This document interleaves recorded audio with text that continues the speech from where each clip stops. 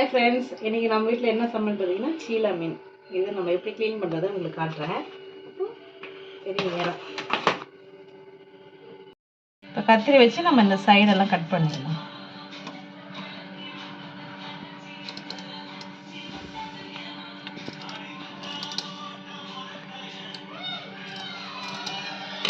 பண்ணிவிட்டு இந்த மாதிரி ஒரு கத்தி வச்சு இந்த சைடெல்லாம் மீனை நம்ம வீட்லேயே நம்மளே ஈஸியாக க்ளீன் பண்ணலாம்.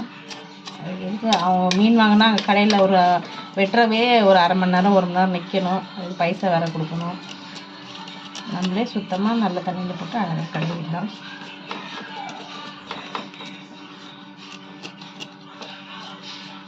இது மாதிரி க்ளீன் பண்ணிட்டு சீலா மீன் வந்து குழந்தைங்களுக்கெல்லாம் கொடுக்கலாம். முள் அந்தளவு இருக்காது, குழம்புக்கும் நல்லாயிருக்கும், வறுத்தாலும் நல்லாயிருக்கும். இப்போ சீலா மீன் சீசன், அதனால் கொஞ்சம் நமக்கு விலையும் கம்மியாக கிடைக்கும், ஃப்ரெஷ்ஷாகவும் கிடைக்கும். பாருங்கள், இந்த மாதிரி எல்லாம் செல்லெல்லாம் எடுத்துட்டேன்.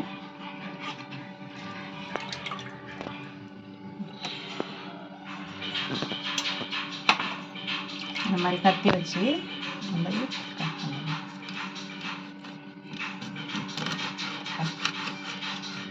தலையை கட் பண்ணிட்டேன்.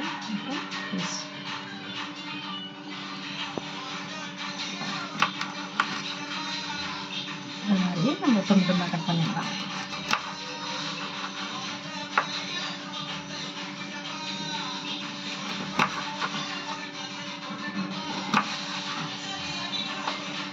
பாருங்க, எவ்வளோ ஈஸியாக கட் பண்ணிட்டேன். அவ்வளோதான். இந்த வாழை நம்ம கத்திரி வச்சு கட்டுவோம். கத்திரி கோல் இருந்தால் போதும், நம்ம ஈஸியாக மீன் கட் பண்ணிடணும். சின்ன மீன்லாம் கத்திரி கூட வேணும், நம்ம கத்தியே வேணும். நம்ம ஈஸியாக கத்திரிக்கோல்லே கட் பண்ணிடணும். தலையை கட் பண்ணி எடுத்துடணும். அவ்வளோதான். பாருங்கள், எல்லாத்தையும் கட் பண்ணி வச்சு இப்போ உள்ள இருக்க அந்த இதெல்லாம் க்ளீன் பண்ணி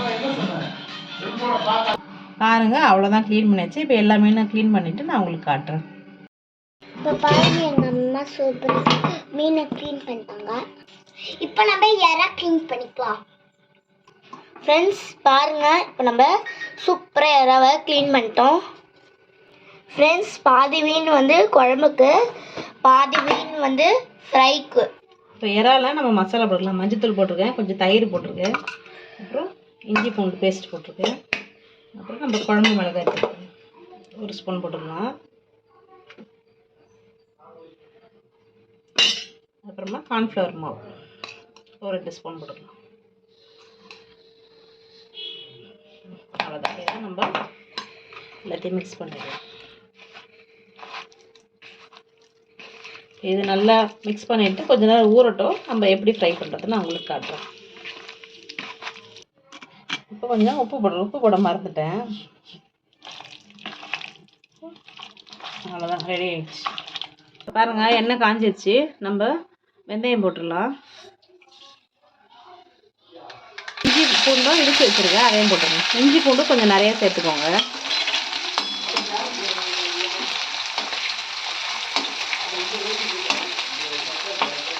இது கொஞ்சம் வதங்கட்டோன்னா நம்ம வெங்காயம், தக்காளி, கருவேப்பிலை ஒன்றா சேர்த்துக்கணும். இந்த பக்கம் தோசைக்கல் நல்லா காஞ்சிச்சு. நம்ம மீன் ஃப்ரை பண்ணிடலாம்.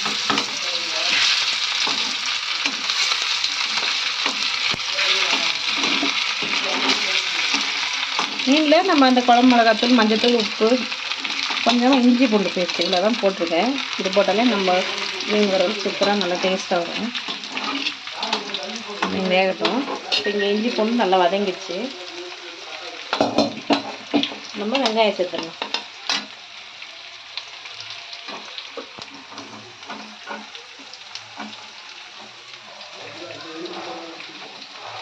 இங்கே போட்டு தான் எனக்கு ஹெல்ப் பண்ணுறேன் பாருங்கள். இப்போவே சமையல் கற்றுக்கணும் அப்படின்னு வந்து சமைச்சிட்ருக்கேன். இப்போ வெங்காயம் நல்லா வதங்கட்டும். இப்போ தக்காளி, கருவேப்பிலையும் போட்டு நல்லா வதக்கிருக்கு. இப்போ புளியும் மிளகாத்தூளும் கரைச்சி வச்சு அதையும் நம்ம இப்போ ஊற்றிடலாம். இப்போ நல்லா கொதிக்கிட்டோன்னு நம்ம மீன் சேர்த்துக்கலாம். இங்கே பாருங்கள், மீனும் ரெடி ஆகிடுச்சு. பாருங்கள், சாதம், மீன் குழம்பு ரெடி ஆகிடுச்சு, மீன் வறுவல் ரெடி ஆகிடுச்சு. ஏறா பாருங்கள், அழகாக ரெடி ஆகிடுச்சு. எறா பசங்களுக்கு ரொம்ப பிடிக்கும். ஏன்னா முள் இல்லாமல் இருக்கிறதுனால ஈஸியாக இருக்கும் சாப்பிட. அதனால மீன் வாங்கினால எப்பவுமே எறா வாங்கிப்போம். ஃப்ரெண்ட்ஸ் இங்கே பாருங்கள் எவ்வளோ பெரிய ஏறா. அதனால் நாங்கள் ஒரு ஒரு ஒரு குச்சியில் தான் சொருவிருக்கோம். எறா எல்லாம் பொரிச்சு வச்சு பாருங்கள், சூப்பராக இருக்குது. இந்த வீடியோ உங்களுக்கு பிடிச்சிருந்தா லைக் பண்ணுங்கள், ஷேர் பண்ணுங்கள், கமெண்ட் பண்ணுங்கள், சப்ஸ்கிரைப் பண்ணுங்கள். தேங்க்ஸ் ஃபார் வாட்சிங்.